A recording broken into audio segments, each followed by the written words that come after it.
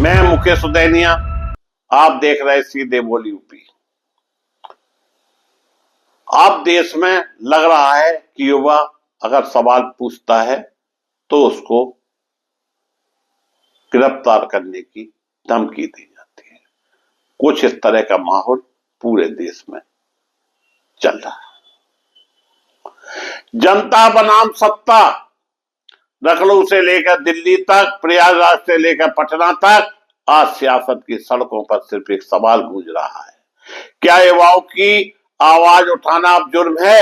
राजधानी लखनऊ की सड़कों पर यूथ कांग्रेस कार्यकर्ताओं का प्रदर्शन, नारे, बैनर, भीड़ और फिर अचानक पुलिस की एंट्री, हिरासत, धक्का मुक्की, गाड़ियों में भरकर थाने ले जाए गए कार्यकर्ता और अब उनको बचाने के लिए वकीलों की बड़ी फौज मैदान में।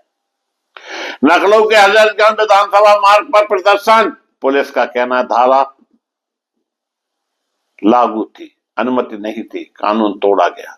लेकिन सवाल ये है, जब युवा अपनी बात कहने निकलते हैं तो सबसे पहले लाठी और हिरासत क्यों? क्या लोकतंत्र में विरोध की जगह सिर्फ सोशल मीडिया तक सीमित रह गई? दिल्ली में भी पार्टी दफ्तरों के बाहर हलचल, बड़े सदवक्ता, हाईकोर्ट के वकील, कानून सलाहकार सब एक्टिव, जमानत याचिकाएं तैयार, गिरफ्तारी की प्रतिक्रिया पर सवाल, एफआईआर की धाराओं पर बहस, यानी अब लड़ाई सड़क में से कोर्ट रूम तक पहुंच चुकी है। प्रयागराज में और पटना की प्रतिक्रिया, प्रयागराज में 6 संगठनों ने समर्थन का ऐलान किया, पटना में भी विरोध की चेतावनी। यह मामला अब सिर्फ एक शहर तक सीमित नहीं रहा, यह बन गया युवा बनाम व्यवस्था का प्रतीक। जनता पूछ रही है, अगर बेरोजगारी पर सवाल उठाना अपराध है, अगर महंगाई पर आवाज उठाना कानून व्यवस्था की विटंबना है, तो फिर लोकतंत्र का मतलब क्या है?